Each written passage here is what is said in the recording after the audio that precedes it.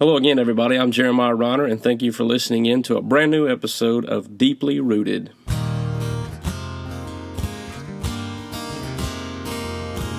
Deeply rooted in God's Word.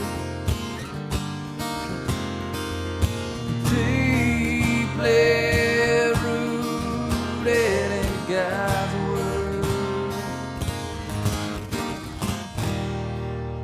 Hello, everybody. Welcome again to another episode of Deeply Rooted. Excited you could be with us today. We're really looking forward to our content. We're here with another episode of Pastor Profile, and we'll introduce our guest here in just a moment. But as always, if you haven't done so before, make sure you go and check out our YouTube channel and subscribe there and leave us a review, as well as go on over and do the same at our Apple Podcasts location.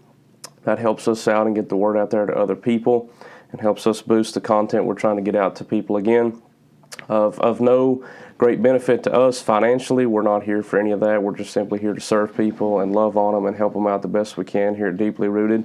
You can also reach out to us through our Facebook page. You can follow us there on that social media app. And you can also, if you'd like to dig in a little deeper, we have our new ministry website we've started this year. That's jeremiahreiner.com. You can check out all the blog posts on there, as well as our previous episodes that we've done and our upcoming ministry schedule.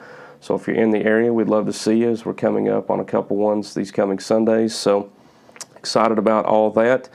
But the main thing we're here for today is to talk to my good friend, is Pastor Travis Pierson.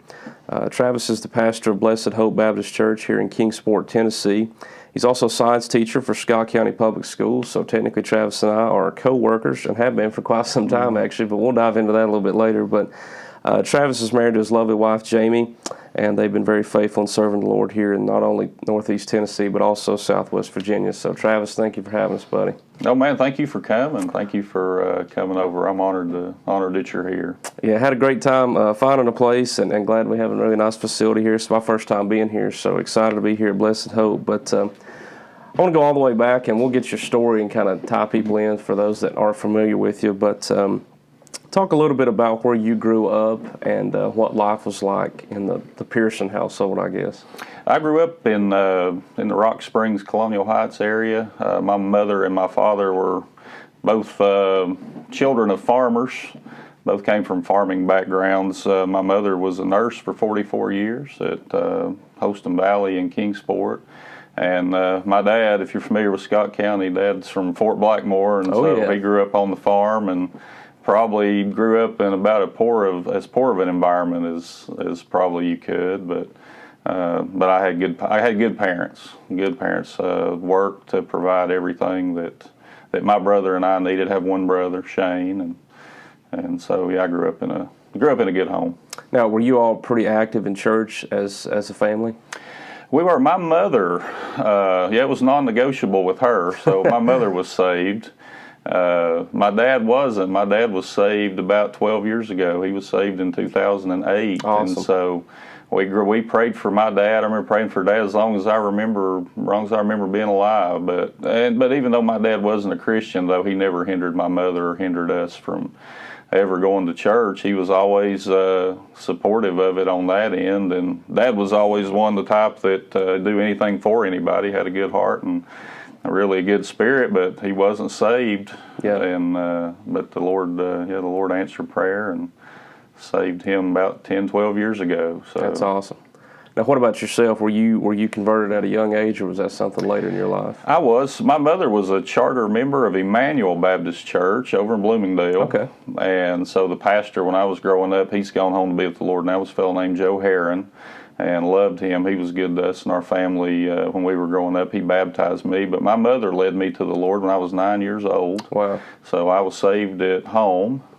And I tell people I don't remember everything about it, but even at 9 years old, I remember that I was lost. I knew that I was lost. I knew that I needed Jesus. I knew that I needed to be saved, and I didn't want to go to hell. And so, Mom opened the Bible and led me to the Lord, and I've not been perfect. But there was something, from that point on, there was something different about me. Sure. There was something on the inside that wasn't there before. Right. I've not been perfect. I've not done everything, certainly, that God has always wanted me to do, but I've always been different on the inside from that point forward.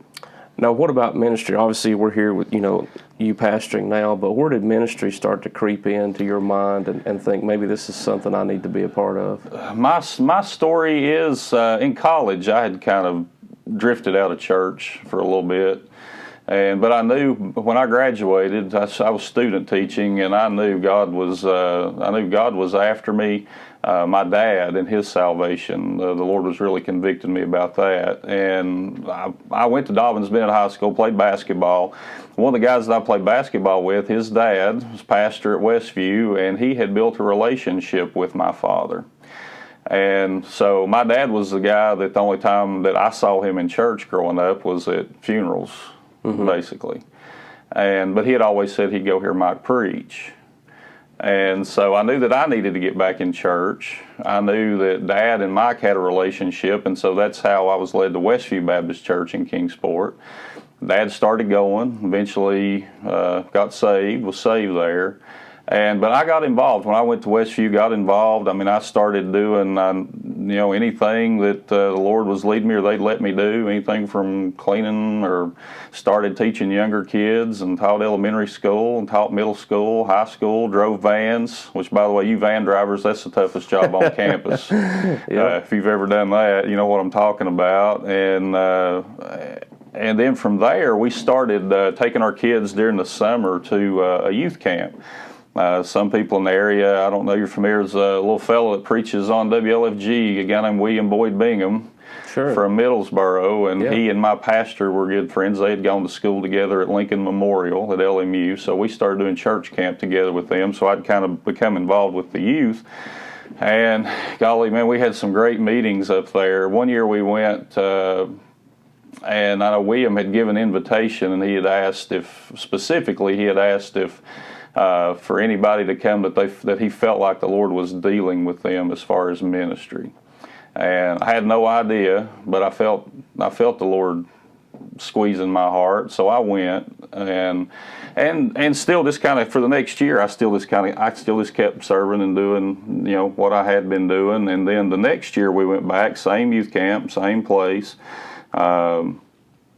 He had asked the pastors of the churches that were there. He was wanting to get some of the younger men that they might have in their youth group, or that might be helping them, or teachers that were with them in the church, if they wanted to give a little short message. And so Mike kind of volunteered me without telling me. He came back later and he said, William came and he said he wanted to know if we had anybody want to speak, and I said, Trav will. And so we got up there. There was 8 of us. Got up there one Sunday morning or I'm not sure, wasn't Sunday, probably Tuesday or Wednesday morning in a service. And that service, the Holy Spirit moved. That service went probably about 2.5 or 3 hours. There were probably, I don't know, I'd say if there were 250 kids at that camp, I don't know, there were probably 40 or 50 probably got saved that morning. Wow. And then when I left that camp, then it just consumed me after that. That's my experience. Right. In other words, I woke up with it on my mind. I went to bed with it on my mind. And God just stayed after me until I finally surrendered to it. How did your family and friends react to all that? My mother, again, I don't know that my dad he didn't understand it all. That was before he was saved. Sure. But he was still supportive. My mother was thrilled, obviously. My family was really supportive by and large. A lot of your friends, some of them were, some of my friends were supportive. Most of them probably were. I think most of them were respectful of it, even if they didn't understand it. But then you've got to, seemed to me like you always have a group that they don't really know. They didn't know how to react to it. If you think that you're going to walk up and smack them on the head with the Bible or something. And so, but for the most part, yeah, it was supportive for most people around me. Now, this is always my favorite question to ask, especially when we do pastor profiles, because these are the times I wish we did video instead of just audio. But do you remember your first message? Unfortunately, I do. And that's the reaction I wish we could catch all the time. But unfortunately, I do. Yes, I'll never forget that. We were having my experience was I think we'd had like a little youth revival there at Westview.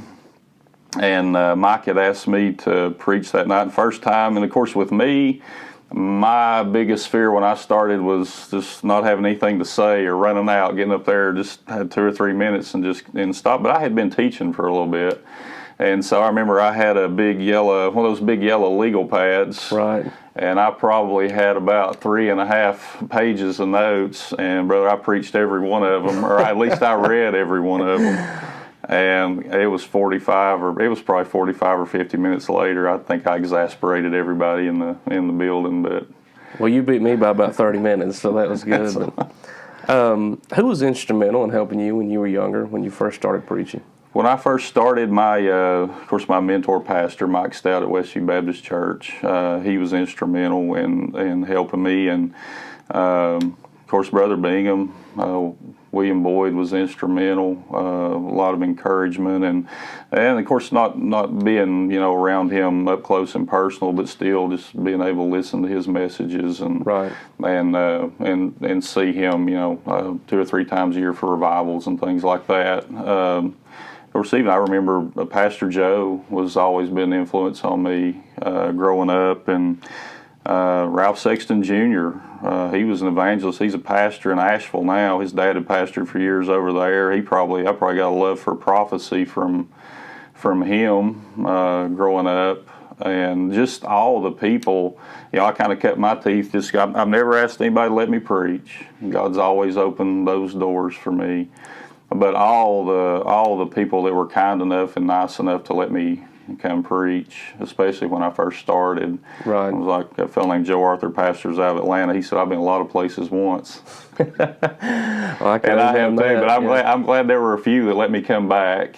And I have to mention a couple of fellas I don't even think they're there anymore, but a fellow named Jake Doss in Dryden. I think he was a principal and worked in the school system in Lee County for years, and a fellow named Aubrey Hobbs.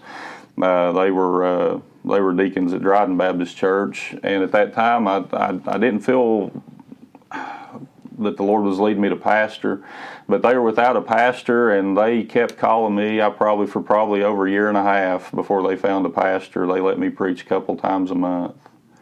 And I felt like, that helped me, and loved on my wife and I while we were there. And I felt they went a long way in my growth, especially at the beginning, very early on. Now let's pivot a little bit and talk about, I guess, your career, if we want to call it that, public education. That's where you and I met years ago. When first job I had was at John I. Burton High School, and you were teaching science, and they had hired me in to do social studies, but. Is that something you knew you wanted to do when you came out of high school, was teaching? No. That makes two of us. I was one of the shyest, most backward human beings growing up that you've ever been around. Introverted. I still am. I still battle that. That's one of the things that I still struggle. It's still difficult for me to even go into the hospital room, especially with somebody that I don't know, or somebody that I've not had the opportunity to spend a lot of time with. And so if you had told me graduating high school even that I would be standing up in front of people, that's what I would be doing to make a living, I would have never believed it. Now, you graduated from DB in what year? Dobbins Bennett? 1991.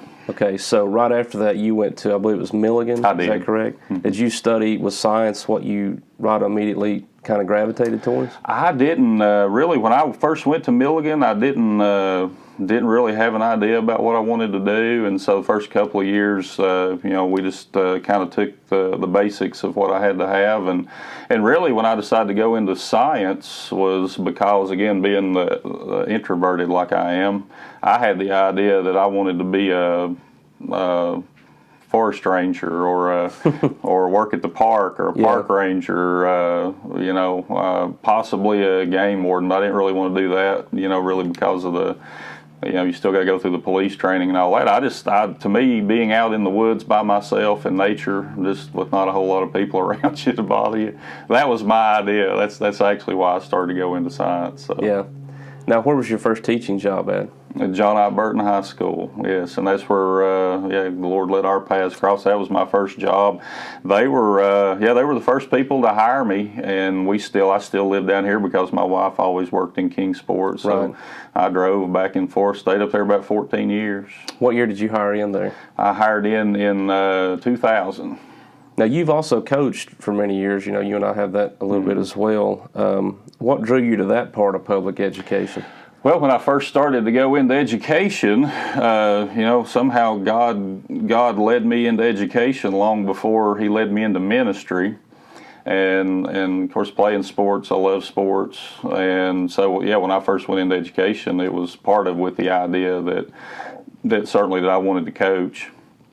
So I coached baseball up there, assistant baseball coach at Burton for, I think, the first 4 years I was up there, and then a lady asked me actually to if I'd like to do basketball. So I started coaching girls basketball, assistant girls basketball. I coached I think the middle school 7th, 8th grade team, and so I did that for about 8 or 10 years until ministry kind of picked up, and then when I started pastoring, I kind of set the coaching aside. But when I first went into it, of course I had dreams or had in my mind I wanted to be I guess my goal would have been a head coach in either baseball or basketball at a local high school. That was probably my goal at the time. Yeah.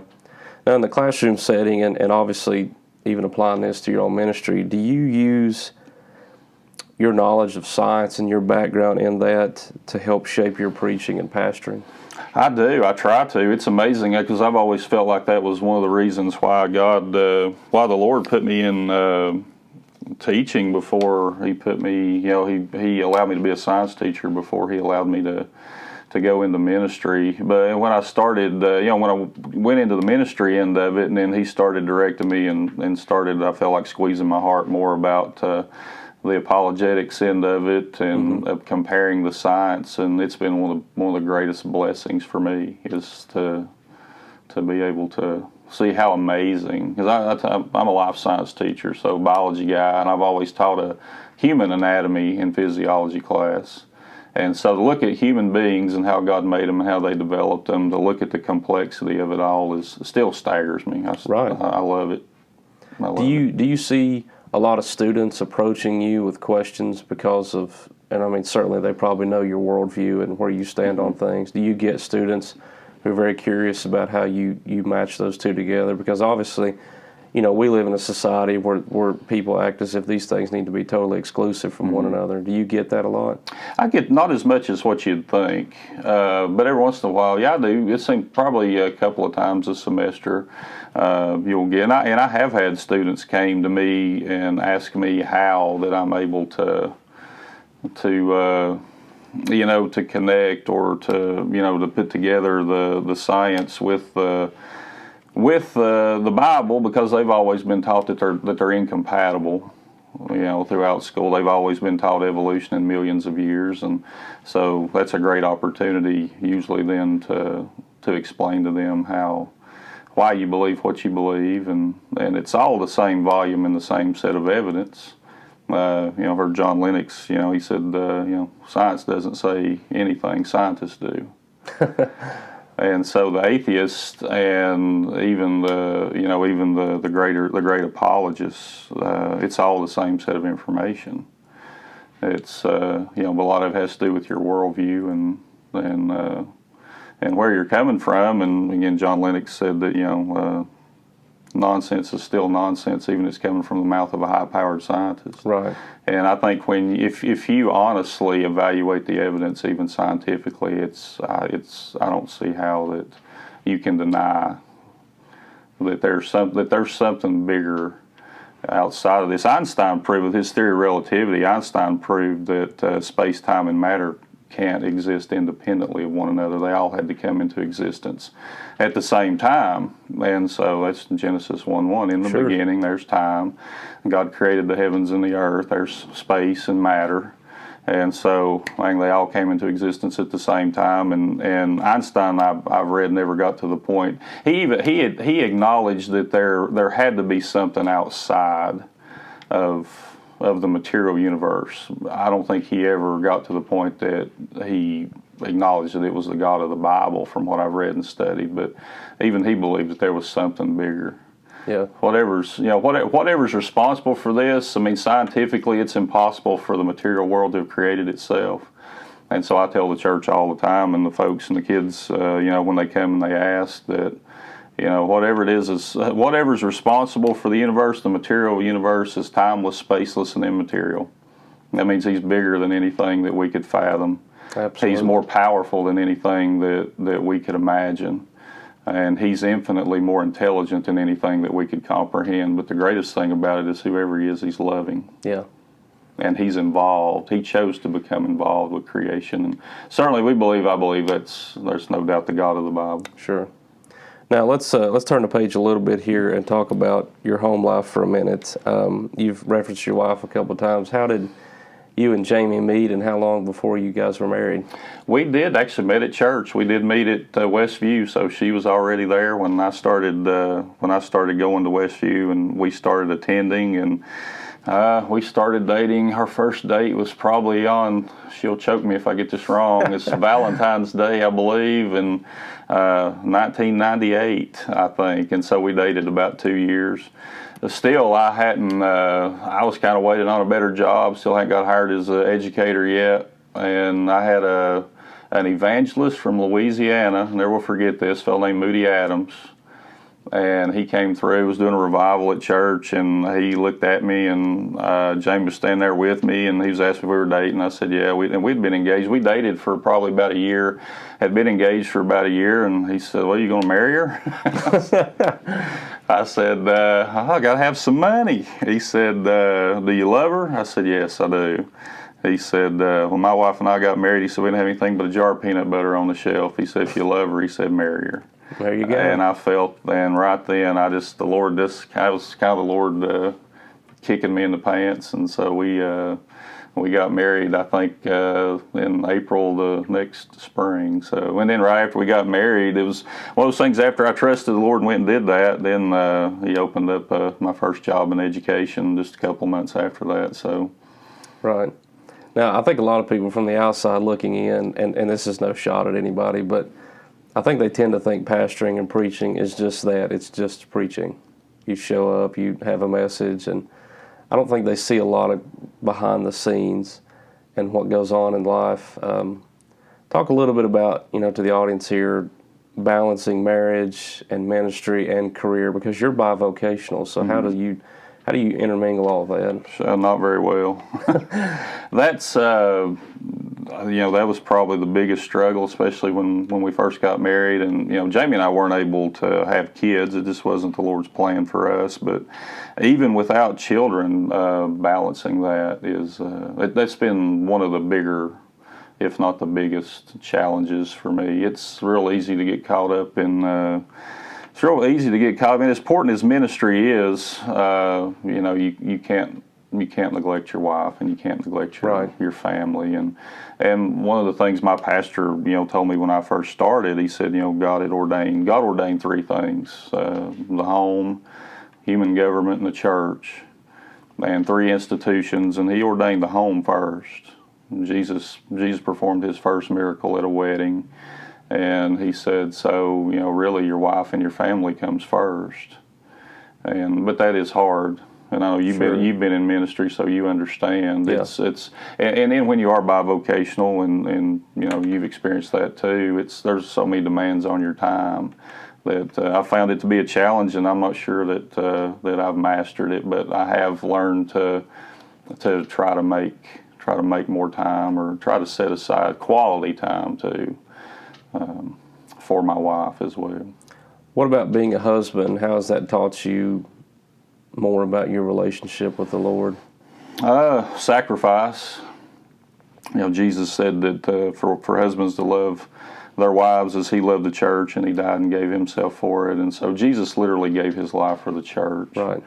And sometimes it's easy to get caught up in sometimes marriage it's difficult, and it is sacrifice. Sometimes it's easy to get caught up in the selfish end of it, that That the other person should be doing, you expect them to be doing something that maybe they're not doing, or you think you should be getting something, or she should be behaving this way or doing that way, and then the Lord always kind of comes to me and He says that, you haven't done. You haven't done, a lot of things that I've led you and directed you to do, and He's still faithful to me. He's still merciful. He's still kind and loving. He's never given up on His relationship with me. What's one big piece of advice you would give to a young minister out there about balancing all that? Eliminate distractions. And I heard, Billy Graham said that, and he's right. If you look at great Christians, whether they're in the Bible or great Christians in history now, they were all highly disciplined people. They lived disciplined lives. And even one of the things I hammer with my kids at school all the time is preparation. Nothing takes the place of preparation and discipline. And when I say eliminate distractions, I mean there's so much now, especially in the electronic world. You can pick up a cell phone or you can pick up an iPad and waste time on whatever, games or videos or something, and you can waste an hour, hour and a half, couple hours, and turn around and it doesn't seem like you've done anything. I mean, I know a lot of people down here they're not big Alabama fans, but, Nick Saban said something to his, heard him in a speech. He said, don't spend your time, invest it.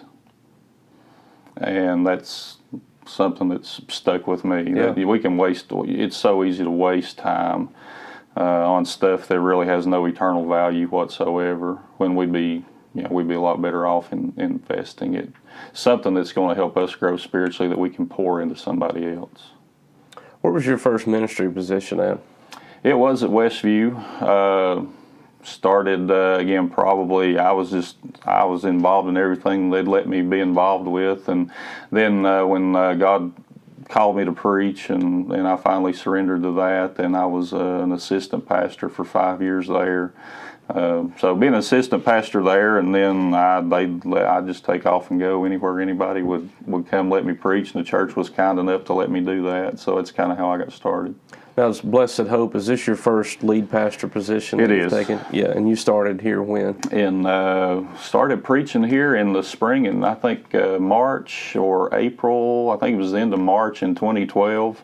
And they called us in September of 2012, so it'll be 8 years in September. It's hard to believe. Yeah. What's your favorite part of pastoring? Two things. I love preaching, and I love the relationships. Yeah. And really, the relationships are nothing takes the place of your faithfulness as far as dividing the word of truth, but at the same time, though, but the relationships are wonderful. And I had a preacher tell me that, a fellow named Howard Robinson. He's gone on to be with the Lord now, but he had pastored in Bristol for years, and he talked about his first pastorate when he went. He said, I just fell in love with the people, and so my wife and I, we fell in love with the people here, and they love on us. Yeah. They love on us here. They've been really good to us. How would you describe your, approach or style of preaching? I'm an expository guy. Yeah. I like to, and I've always been one, I like to hit it a verse at a time.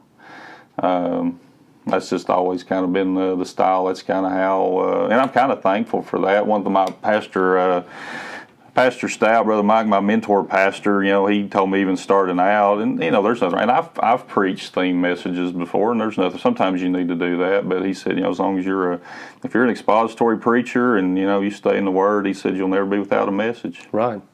And I've found that to be true. So I like to get in there and dig around and hit it a verse at a time. What's the single best piece of advice you've ever got pastoring? Oh, wow. When you go into ministry, you have a lot of your own expectations, and you kind of have an idea about, especially I think we focus on numbers so much, and there's nothing, I think we, there's nothing wrong with that. I think we should go after You know, there's nothing wrong with numbers to a certain extent, but they can't be the sole thing that drives you. And you know, I wanted the church probably to be so big at a certain point in time, and it wasn't. And you know, and maybe didn't have all the influence maybe at certain times that I thought I should have or hoped I would have. And again, that's just selfish. It's arrogant. I've never considered myself to be an arrogant person, but I think that's what Satan kind of does. And if you don't reach, you kind of set false expectations, or I guess human expectations, and if you don't meet those, then Satan turns around and tries to attack you with that you know you're really not. It's easy to fall into that trap. Yeah. One of the best pieces of advice I got, and I heard Greg Laurie say it again the other day, I believe, is God didn't call you to be successful, He called you to be faithful. Right. And a fellow named Harold Seitler, he's dead now, pastor in North Carolina years ago, wrote a book called 13 Steps to Armageddon. But anyway, he said one time, he said, there's been many Sunday mornings that I got up at Tabernacle and I preached the gospel and nobody came to the altar. But he said, you know what I did? He said, I got up next Sunday morning, same time, same place, same station, and he said, I preached it again. Right. And he said, I found that if I would just be faithful in preaching, that God would be faithful in saving. True. And he always has. Yes, absolutely. He always has. I guess to hit the hammer the nail of honesty here for a second, what's the hardest part of pastoring in your opinion? Other than we kind of already hit part of that, time management, but it's, to me, one of the hardest parts is it's seeing your people hurt. You know, when somebody dies or when sickness comes, to have to go and sit with somebody, and I've never really found the perfect words to say, but I think it's more being there for them and praying for them and know that you're always going to be there for them, and the Lord is always there for them even when you can't be. But to me, it's seeing people getting difficult reports, or losing a loved one, or seeing your people hurt. And of course, and sometimes when people leave, you know, that's just part of the, you know, I found that to be part of the ministry. And even when I was an assistant pastor, you know, I kind of saw that with my mentor pastor as well, that, you know, sometimes you can find yourself, people will put you in the middle of situations that you really didn't have anything to do with.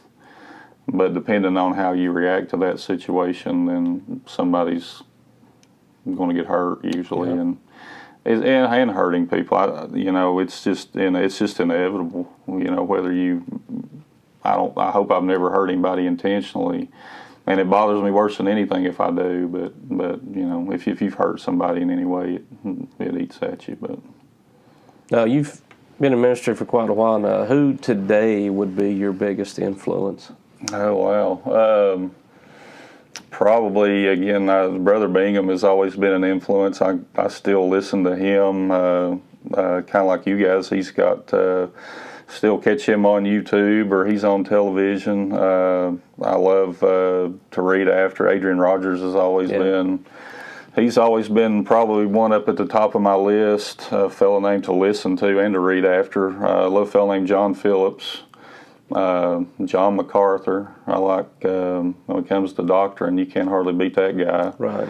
He's really sharp. Chuck Swindoll. Mm-hmm. David Jeremiah. I've learned a lot from Chuck Swindoll about about how to be a pastor, really. Jeremiah, Charles Stanley, Greg Laurie. Those are a lot of guys that hopefully the Holy Spirit is the one that influences me the most. But outside of that, in the human realm, those are guys that I really look up to, and I've learned a lot from. Now, looking ahead a little bit, where would you like to see your ministry in 5 to 10 years? Oh, I have no idea. Whatever God's vision is for that, you know, I hope it's here. I have no plans to go anywhere else or to do anything else in where God's placed me right now. Whatever God's plans for me, I hope I'm being as faithful as I can be. Yeah. Now, I ask this question to everybody that we always do these pastor profiles with. What about your legacy? What would you like to be known for, you know, when your time is up? That he was faithful. that he was faithful. I hope that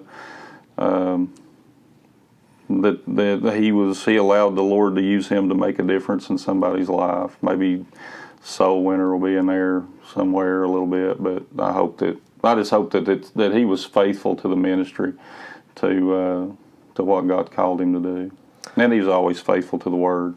Right. Now, we always do this with our Pastor Profile episodes. This is going to be really fun. We got 10 rapid-fire questions. All right. So we're going to wheel them off. So I just want everybody to know Travis has not seen these, so these are right off the cusp. All right. We're going to fire away, so whenever you're ready. We're good. All right. Number 1, what's your favorite movie? That'd be a tie. Forrest Gump and Oh Brother, Where Art Thou? Okay. Where's the oddest place you've ever preached? Well, cemetery. Okay. Not just a funeral, but a message in a cemetery. What's your favorite sport? To play basketball, to watch football. Okay. What's the last book you read? Is God a Moral Monster? An apologetics book by a guy named Paul Copan. Okay. Where's your favorite place to vacate? The beach. Which one in particular? Holly, we haven't been to that many. There's a place we like in North Myrtle, kind of secluded. The beach is not really secluded, but it's far enough away where the beach is not packed like if you go down to South Myrtle. So Perfect for an introvert. It is, yes, it is. All right, what's your favorite Christian song? Oh, wow. My favorite hymn, Grace is Greater Than All Our Sin. Probably as a Christian, I'm kind of cut out old cloth. I still like the old quartets. Because He Loved Me, probably the primitive quartet. iPhone or Android? iPhone. Dogs or cats? Dogs. And what's the worst job you ever had? The first job I ever had was in the worst job. I was a line cook at a place called Bennigan's in Johnson City. All right, Believe it or not. last one here. First car you ever owned? 1989 Toyota Camry. All righty. Well, there you have it, folks. We're going to be right back with some closing announcements, so hang tight with us.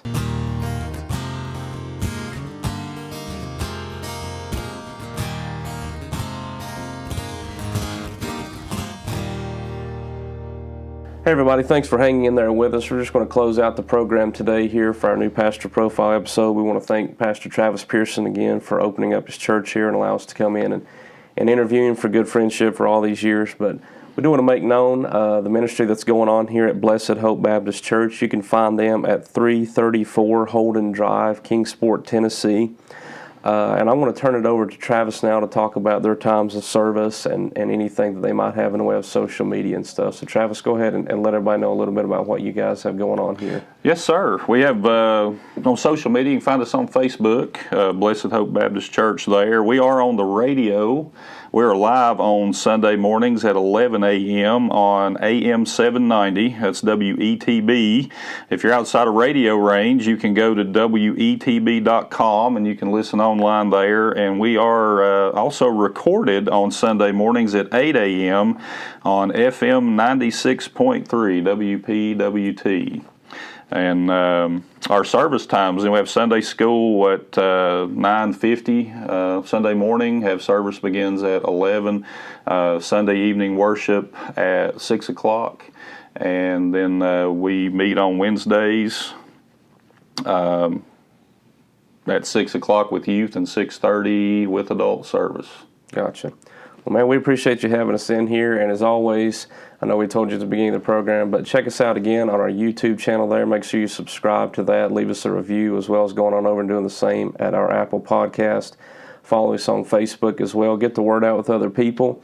I know that a lot of people really appreciate hearing Travis tell his story here and kind of talk about his testimony and ministry. So make sure you get the word out there to everybody else. And again, if you want more information, you can go on over to our website at jeremiahreiner.com.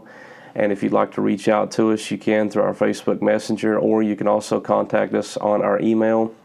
That is drigw18@gmail.com. Again, that's drigw18@gmail.com. So until next time, hope you have a fabulous week in Jesus.